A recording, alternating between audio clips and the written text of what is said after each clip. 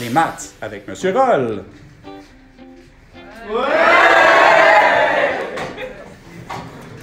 Donc, dans ce deuxième vidéo de la série, nous allons voir comment faire une multiplication de fonctions et une division de fonctions par des exemples. Commençons par la multiplication. Dans la multiplication, je te rappelle, je peux écrire la multiplication avec un X ou avec un point, pas un point plein, il ne faut pas se mélanger avec la composition de fonctions. Donc, un X ou un point pour dire que je multiplie. Et j'ai les deux fonctions suivantes, soit f de x est égal à x moins 3 et g de x est égal à x plus 3, détermine f fois g de x. Donc, je vais avec ceci. F fois g de x, c'est f de x fois g de x. À ce moment-là, je remplace le f et le g, comme on a vu. Et là, ça fait f x moins 3, g x plus 3. Il faut mettre les parenthèses, bien entendu, parce qu'on les multiplie. Et là, quand je suis rendu là, ce qui me reste à faire, c'est de multiplier. Ça fait x fois x, ça fait x à la 2. Ensuite de ça, x fois 3 plus 3x, moins 3 fois x, moins 3x. Et finalement, moins 3 fois 3, moins 9. Plus 3x, moins 3x vont disparaître. Donc, il reste x2 moins 9. Si tu avais remarqué, c'était une différence de carré qui était factorisée.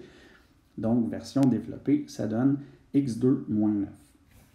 Allons-y avec un exemple numérique. Donc, soit les fonctions x2 moins 3 et g de x est égal à x moins 3.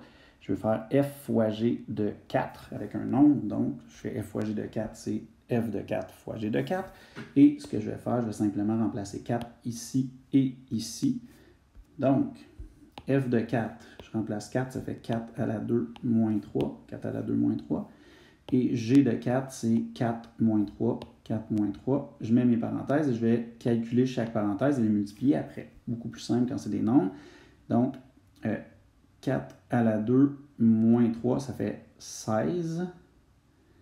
Parce que 4 à la 2, c'est 16. Moins 3, ça fait 13. Et 4 moins 3, ça fait 1. Donc, 13 fois 1. Donc, j'ai f fois g de 4 est égal à 13. La multiplication, c'est assez simple, où ça va se compliquer un petit peu. Tu peux t'imaginer, préalable l'année dernière, ton chapitre de fractions rationnelles, c'est la division. Bon, allons-y avec un exemple. Donc, soit h de x est égal à cette fonction-ci. On reconnaît une parabole. Donc, 3x2 plus 7x plus 2, qui est en forme générale. Et i de x, qui est x plus 2. Détermine i sur h de x. Donc, je vais aller avec ceci. I sur h de x. Premier élément, ça devient i de x divisé par h de x. Et i de x divisé par h de x, ça implique automatiquement que le h de x, qui est le dénominateur de notre fonction, ne pourra pas être 0. Donc, en premier, je vais remplacer mon i de x et mon h de x par ce qu'ils valent. Donc, i de x, c'est le x plus 2. Et le h de x, c'est 3x plus 7x plus 2. Maintenant, tu te rappelles, quand ça ressemble à ça, je ne peux pas savoir tout de suite c'est quoi les restrictions. Il faut, au préalable, factoriser le dénominateur de cette expression-là pour savoir ce qu'il vaut. Donc, on va y aller avec une facto de cette expression-là. Je ne sais pas si tu te rappelles du petit truc. Peut-être que tu n'étais pas avec moi ou que tu étais avec moi. Petit truc ici pour la facto, quand c'est un m et n. Si tu te rappelles qu'il y a un petit téléphone dessus comme ça, bien, tu te rappelles probablement que c'est plus long quand tu appelles tes amis. Donc, le plus du m et n se trouve au centre. Et ce qui se trouve sur l'appareil téléphonique ici, où on répondait à l'époque, quand j'étais jeune, on répondait pas tout le temps parce qu'on se doutait qu'à l'heure du souper, il y avait des gens qui nous appelaient, comme aujourd'hui, mais l'afficheur n'existait pas. Donc, des fois, on répondait, des fois, on répondait pas. Fait que des fois, comme une multiplication de ces deux éléments-là ensemble. Donc, m fois n est égal à 3 fois 2 est égal à 6. Mon m fois n vaut 6. Et plus long d'appeler, parce qu'on composait. D'ailleurs, nos amis qui avaient des 9 dans leur numéro de téléphone, on essayait d'éviter de les appeler parce que c'était bien trop long.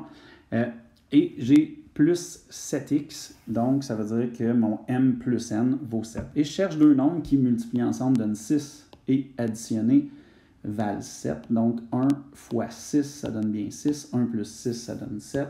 Et ça veut dire que mon m et mon n valent 1 et 6. Ce que ça nous permet de faire, je te rappelle, ça nous permet de séparer le terme central qui va devenir 6x et 1x additionnés ensemble. Donc, ça veut dire que j'ai maintenant, à cause que j'ai trouvé mon m et n, je peux séparer le terme central, qui est toujours 7x, mais qui est maintenant séparé en deux. Et là, je peux faire une mise en évidence double, donc trouver ce qu'il y a en commun ici. On va remarquer qu'il y a 3x en commun sur les deux termes. Donc, ça fait 3x fois x et 3x fois 2, donc 3x fois x plus 2. Et ici, j'ai déjà x plus 2, donc c'est 1 fois x plus 2, donc plus 1 fois x plus 2. Techniquement, on n'est pas obligé de l'écrire, juste pour se rappeler que je vais sortir l'élément commun, donc x plus 2 fois 3x plus 1. X plus 2 fois 3x plus 1. Et ça m'a permis de factoriser le temps. Évidemment, tu vas remarquer dans ce type de numéro-là, il y a des grosses chances que si on te donne un problème comme ça, ben il y a des éléments qui se simplifient. Ça veut dire que là, si tu remarques, j'ai x plus 2 en haut et en bas, donc ça va se simplifier. Et l'idée de ça, en fait, c'est de justement pouvoir enlever le x plus 2 dans ce cas-ci. Mais avant ça, je te rappelle, ma fonction a des restrictions, la fonction dénominateur. Et là, maintenant, on peut les donner. Une fois que c'est factorisé, je peux aller chercher mes restrictions ici. Fait que les restrictions de ça, c'est premièrement, ce morceau-là ne peut pas être 0 et ce morceau-là ne peut pas être 0 parce que si je multiplie 0 fois n'importe quoi, ça donne 0 et quelque chose d'autre fois 0, ça donne aussi 0. Donc, x plus 2 ne peut pas être 0 et 3x plus 1 ne peut pas être 0 non plus. Bon, j'isole le x dans chacune des expressions. Donc, la première ici, j'ai moins 2 de chaque côté, donc ça fait x est égal à moins 2. Et 3x plus 1, en premier, je fais moins 1 de chaque côté, et ensuite divisé par 3. Donc, x ne peut pas être moins 1 tiers.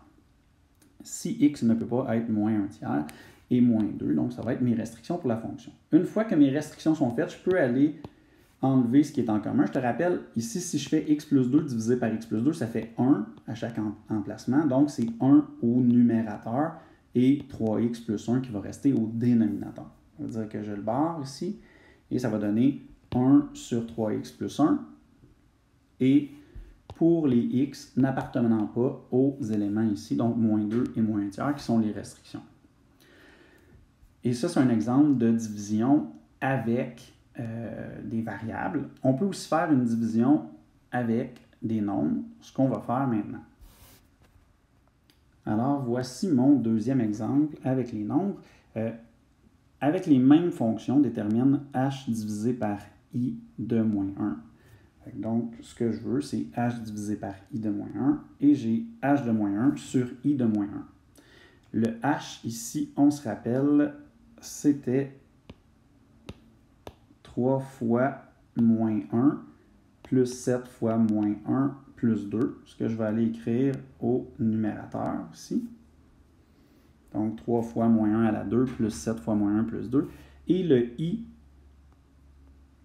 ici, c'était x plus 2. Donc, ça va être moins 1 plus 2. Je vais aller mettre le moins 1 plus 2 au dénominateur. Et je fais simplement remplacer les nombres. Tu vas remarquer qu'ici, il ne peut pas y avoir de restriction. Pourquoi il ne peut pas y avoir de restriction? En fait, ça pourrait donner quelque chose d'impossible si ça donnait que le dénominateur était 0. Mais dans le fond, quand on remplace des nombres, il n'y a pas à avoir de restriction parce qu'on fait simplement calculer ce qui est là. Et si c'est quelque chose d'impossible, ça va donner quelque chose d'impossible. Et sinon, ça va donner un nombre. Donc, on va calculer celui-là. 3 fois moins 1 à la 2, bien, moins 1 à la 2, ça donne 1. Donc, ce morceau-là donne 3. Plus 7 fois moins 1, ça fait moins 7, plus 2. Et au dénominateur, bien, on a moins 1 plus 2, donc ça donne 1. Donc, 3 ici, moins 7, plus 2. Et le dénominateur va être 1, parce que j'ai moins 1 plus 2, donc ça donne 1. Et là, il nous reste à calculer. 3 moins 7, ça fait moins 4. Moins 4 plus 2, ça fait moins 2. Moins 2 divisé par 1, ça donne moins 2. Donc, j'ai h sur i de moins 1 qui donne moins 2. Dans la prochaine vidéo, on va aller voir la composition de fonctions. Hey, avoue qu'on est bien maintenant qu'on a compris? Ha ha!